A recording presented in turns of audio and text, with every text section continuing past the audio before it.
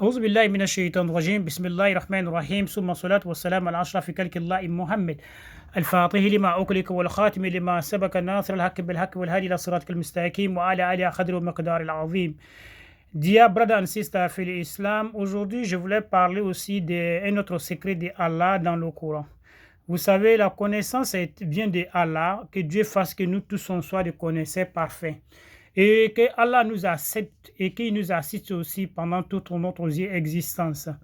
Et le pratique que je voulais parler aujourd'hui, il arrive que entre deux personnes, un homme ou une femme ou un homme, entre les deux couples, le mariage est passé, le mariage est raté, le mariage est indésiré. Vous savez, il arrive que des moments où tu as eu des relations avec quelqu'un, tu l'as aimé sincèrement, tu lui as donné ton cœur, tu lui as donné ton temps, tu lui as donné ton argent, tu lui as donné ton affection, tu lui as donné tout ce qui te coûte cher sur cette terre. Mais malheureusement, votre relation n'a pas marché. Mais la personne t'a montré de A à Z qu'il ne veut plus de toi. Il dit vraiment qu'il veut que vous arrêtez votre relation. Il ne veut même plus te sentir. Il a passé par tous les 10 000 manières, il t'a chassé de chez lui. Si tu es une femme, donc souvent c'est difficile. Tu as passé par beaucoup de recours, tu as essayé de pardonner, tu as essayé de faire tout ce que tu pouvais faire, mais ça n'a pas marché. Et cette personne-là t'a dit que vraiment, il préfère vraiment marier ou il préfère vraiment coucher avec une chienne que de coucher avec toi. Ou à la place de l'homme, la femme t'a dit que je préfère coucher avec un chien que de coucher avec toi. Donc, il t'a saboté. Ta dignité a été bafouée. Ça peut être vice-versa, dans les deux côtés. Ça peut être côté des femmes, comme ça peut être côté de l'homme. Il arrive souvent que dans certaines relations, il y a certains hommes qui attachent bien leurs femmes. Attacher une femme veut dire quoi? L'envoûter. D'une manière que cette femme-là, vous voyez, souvent, c'est que les gens, ils oublient. Quand tu es en train de frapper quelqu'un dans l'obscurité, tu es en train de le gifler, tu ne peux pas savoir si la personne coule des larmes ou pas. Tu ne peux pas savoir si la personne pleure ou pas parce que vous êtes dans l'obscurité. Et tu ne fais que le frapper. Le moment que tu allumes la lumière, tu trouves que la personne a perdu ses yeux. Pourquoi? Tellement que tu l'as giflé. Et c'est la même chose qui se passe lorsque tu es en train d'envoûter quelqu'un pour que la personne puisse t'aimer. Tu ne sais pas dans quel degré la personne est. Souvent, tu peux même le faire jusqu'à dépasser par la jalousie. À ce moment, tu es déterminé. Tu veux la personne coûte que coûte. Les hommes sont victimes de ce genre de pratiques, comme les femmes sont victimes aussi de ce genre de pratiques. Les conséquences, c'est quoi? Après avoir passé 2 ans, 3 ans, 4 ans derrière un homme ou derrière une femme, et ça n'a pas marché, l'homme t'a dit vraiment qu'il ne veut plus de toi. Mais toi, maintenant, pour refaire ta vie, ça devient un cauchemar. Pour refaire ta vie, ça devient autre chose. Tu as prié Allah. Tu as passé par tous les 10 000 manières. Tu as fait semblant. Tu t'es rendu à l'évidence. Tu as pleuré. Tu as crié. Tu as même chanté son nom. Tu as essayé d'effacer son nom dans ton cœur.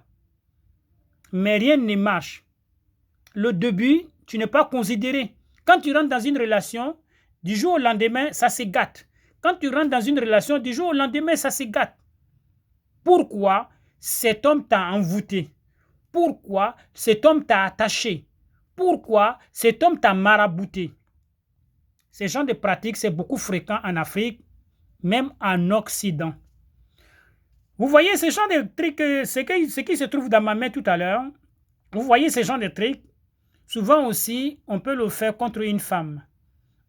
Une fois plantée, attachée avec son nom, cette femme-là va passer toute sa vie en train de se promener. Aucun homme peut l'accepter parce que pourquoi?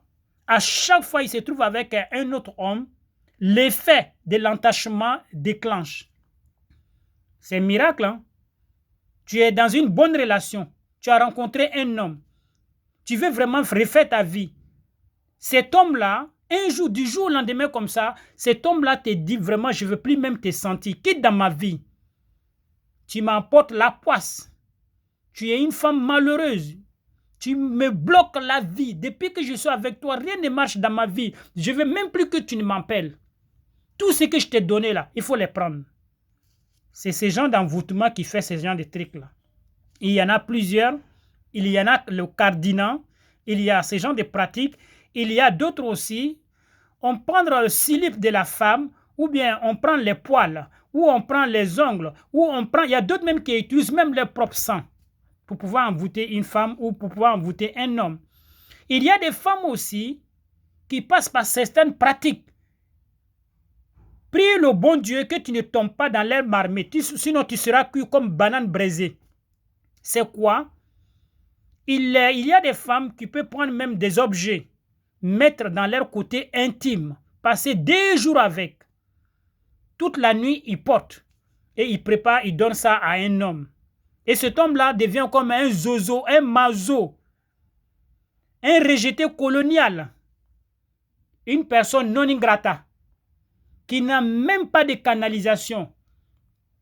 Il devient comme ancien drapeau d'un pays. On le connaît, mais personne n'a envie de le souhaiter. Vous savez que Dieu nous protège. Dans ce genre de pratiques, ce que je voulais vous montrer aujourd'hui, il y a un ayat dans le Coran. Si tu es une femme ou tu es un homme, tu es victime de ce genre de pratiques, et la personne, tu n'arrives pas à l'oublier. Tu as tout fait. Souvent même, tu es là, tu pleures, tu te poses la question, qu'est-ce que Dieu j'ai fait? Qu'est-ce qui n'a pas marché? Je suis belle, je suis intelligente, mais pourquoi je n'arrive pas à trouver une bonne relation? Pourquoi je n'arrive pas à oublier ce monsieur? Qu'est-ce qu'il m'a fait? Qu'est-ce qu'il m'a fait manger? Et tu te poses beaucoup de questions sans réponse. Et le pratique que je vais vous montrer là, il y a un ayat dans le Coran, dans Surah Tawbah. Voilà, quand vous regardez dans Surah Tawbah, l'ayat là se trouve dans Surah Tawbah. Dieu dit dans l'ayat, Ba'ada a'udhu billahi minash shaitan rajim, bismillahir rahmanir rahim. L'ayat commence Nasullaha fanasiyahum. Nasullaha fanasiyahum. Tu te retrouves dans ce genre de problèmes. La signification, c'est quoi? Ils ont oublié Allah et il les a alors oubliés. C'est la signification de l'aya que je viens de prononcer tout à l'heure. Si vous voulez rechercher l'aya, ça se trouve dans Surah Tawbah. Maintenant, les pratiques se passent comment? Vous voyez, Nasu fanasiyahum. Tu vas écrire l'aya là, si l'ardoise, 66 fois. 66 fois, vous allez écrire l'aya. 6. Après avoir écrit l'aya 66 fois, ce qui va compléter à 66 là. Et si vous voulez que ça soit encore plus fort, si vous avez écrit 65 ou vous avez écrit 60, le 6 qui reste là, vous allez écrire chaque aya comme ça.